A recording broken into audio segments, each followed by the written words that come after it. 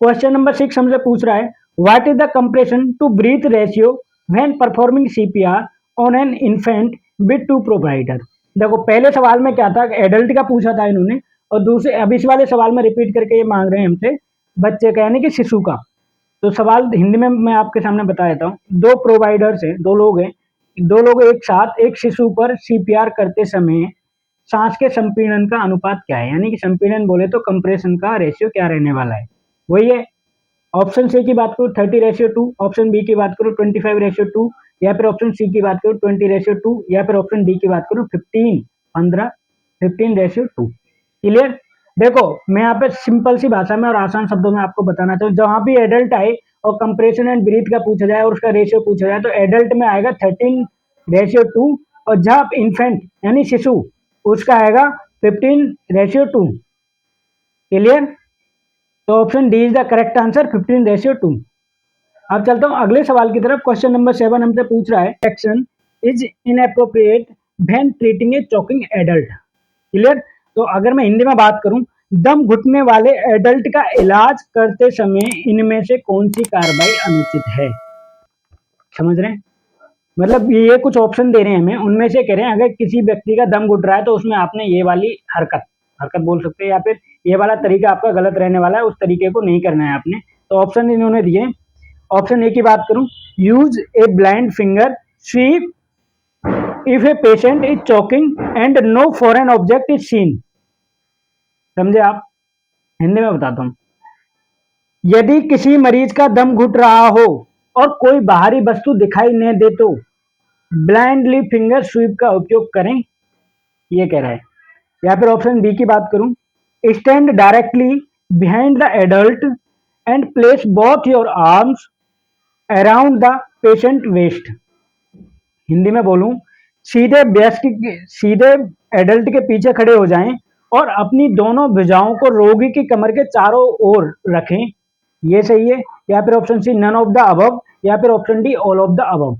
देखो एक choking adult है, मैं दोबारा सवाल को एक बार आपको समझाता हुए चलता हूँ।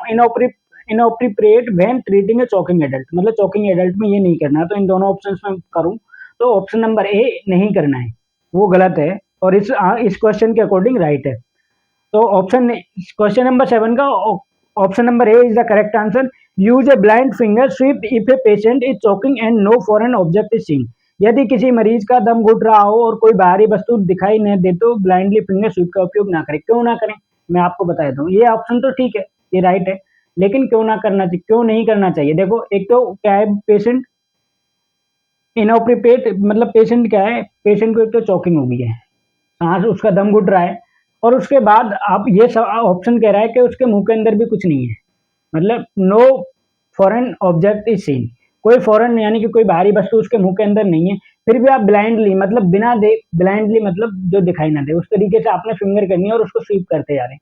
क्यों करनी है, जब तक आपको कोई फॉरेन ऑब्जेक्ट नहीं दिखाई दे रहा है, क्योंकि ऐसा करने से क्या है कि एक इंजरी होने के चांसेस हैं, उसको इंजरी हो सकती है और ज्यादा, क्योंकि आप एक तो कुछ दिखाई भी नहीं दे रहा है फिर भी आप उंगली करे जा रहे हैं अंदर, तो नहीं करना है ऐसा, क्योंकि वो उसको इंजरी की तरफ ले जा सकता है। करने के आपने लेटरल पोजीशन कर सकते हैं, और भी कई तरीके होते हैं जो सीपीआर में डिटेल में बताए गए हैं, तो उस तरीके से आप पोजीशन चेंज कर सकते हैं और जो भी आपको उस टाइम सही लगे, लेकिन ब्लाइंडली फिंगर तो नहीं करना है जब तक आपको कोई फॉरेन ऑब्जेक्ट ना दिखाई दे। क्लियर। चलता हूँ अगले सवाल की तरफ। क्वेश्चन नंबर 8 हमसे पूछ रहा है where should you palpate for a pulse on an unconscious adult during CPR।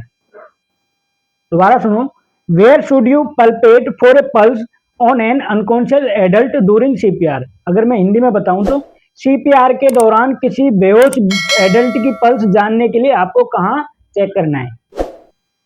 आप CPR के दौरान की अगर कोई मरीज बेहोश पड़ा हुआ है और सिचुएशन आ गई CPR वाली, तो आपने उससे पहले कहाँ चेक करना है उसको, क्या CPR कंडक्ट करना ही है भैया, इससे तो कुछ नहीं है, मतलब करना ही करना है। तो ऑप्शंस की बात करूं, ऑप्शन है कैरोटिड पल्स, ऑप्शन बी है रेडियल पल्स, या फिर ऑप्शन सी है फीमोरल पल्स, या फिर ऑप्शन डी है ब्रेकियल पल्स। तो इन पल्स के बारे में हमें पता होना चाहिए। अब कैरोटिड पल्स कैसे चेक करेंगे, कैरोटिड पल्स यहाँ पे होती है, यहाँ पे आपने जाना है, ये मिड लाइन आपको दिख रही है, यहाँ पे आपने जाना है, इस तरीके से 3 फिंगर्स आपने नीचे की तरफ लेके जानी है। यहाँ पे जब आप लेके जाएंगे तो यहाँ पे एक गड्ढा सा फील होगा आपको, और वहां पे आप देखेंगे, खुद आप चेक करना, अपने आप वीडियो देख रहे हैं ना, अभी आप चेक करना है कि कहाँ पे कैरोटिड पल्स को अच्छे से चेक कर सकते हैं। इस तरीके से जाना, और ये जो गड्ढा सा आएगा यहाँ पे देखना, ये मुझे तो अपनी होगी है, इस तरीके से आपने चेक करना है, ये वाली जो पोर्शन है इस पे आपको कैरोटिड पल्स फील हो जाएगी। क्लियर। अब दूसरे ऑप्शन में इन्होंने कहा है कि रेडियल पल्स। रेडियल पल्स क्या है कि आप यहाँ पे चेक करेंगे, ये रेडियल पल्स है, आप यहाँ पे चेक करेंगे। यहाँ पर ऑप्शन सी की मैं बात की फीमोरल पल्स। फीमोरल पल्स से आप मतलब यहाँ पे जो होती है फीमोरल, वहां पर चेक करेंगे, या फिर ब्रेकियल पल्स, या ये ब्रेकियल पल्स। तो ये तो बड़ा सिंपल सा और आसान सा सवाल था, तो मैं चाहूंगा कि आप मुझे कमेंट में इसका जरूर आंसर दें, क्योंकि इसका जो राइट आंसर है वो तो मैं बताऊंगा ही आपको, लेकिन आप भी मेरे बताने से पहले भी आपने सुन लिया है, तो आप मुझे कमेंट जरूर करना है कि हम कहाँ पे चेक करेंगे। तो इसका जो ऑप्शन ए है is the correct answer, carotid pulse. यहाँ पे आपने चेक करना है, कहीं टाइम वेस्ट नहीं करना, सीधा यहाँ पे चेक किया, आ रही है ठीक है, नहीं आ रही तो सीधा कंप्रेशन स्टार्ट, ठीक है। क्लियर है। चलता हूँ अगले सवाल की तरफ। क्वेश्चन नंबर 9 है, how long should you check for a carotid pulse on an adult. देखो कैरोटिड पल्स से अब निकल के आ गया, अब ये पूछ रहा है हमसे how long should you check for a carotid pulse on an adult, यानी जो कैरोटिड पल्स है उसको कितने समय हमें चेक करना चाहिए, कितने समय की ड्यूरेशन हमें रखनी चाहिए चेक करने के लिए। तो ऑप्शन से ए है फॉर एटलीस्ट 30 सेकंड, या फिर ऑप्शन बी है फॉर एटलीस्ट फुल मिनट यानी कि 1 मिनट, या फिर ऑप्शन सी है 10 से 15 सेकंड, या फिर ऑप्शन डी है 5 से 10 सेकंड। तो देखो इसमें देखा जाए कैरोटिड पल्स को चेक करने का मिनिमम टाइम 5 सेकंड और मैक्सिमम टाइम 10 सेकंड है। 10 से ऊपर जाना ही नहीं है आपने, क्योंकि टाइम वेस्ट करना नहीं है, कंप्रेशन शुरू कर देना सीपीआर जो आपने प्रोसेस करना है। तो option D is the correct answer.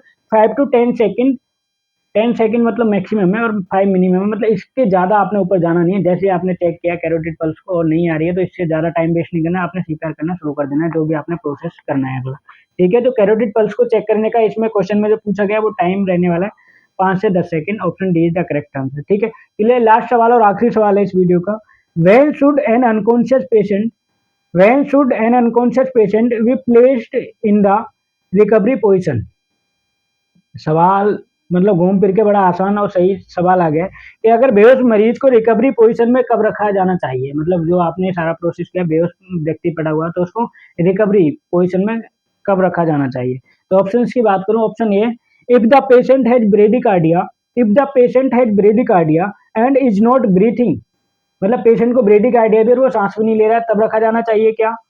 या फिर ऑप्शन बी की बात करूं, if the patient has a pulse and is breathing appropriately, यानी पेशेंट के पास पल्स भी है एंड सांस भी वो सही तरीके से ले रहा है, तब रखा जाना चाहिए क्या। या फिर option C if the patient has no pulse and is not breathing, मतलब पेशेंट के पास ऑप्शन सी की बात करूं पल्स भी नहीं है सांस भी नहीं ले रहा है, तब रखा जाना चाहिए। या फिर ऑप्शन डी की मैं बात करूं तो if the patient has a bounding pulse and is not a breathing.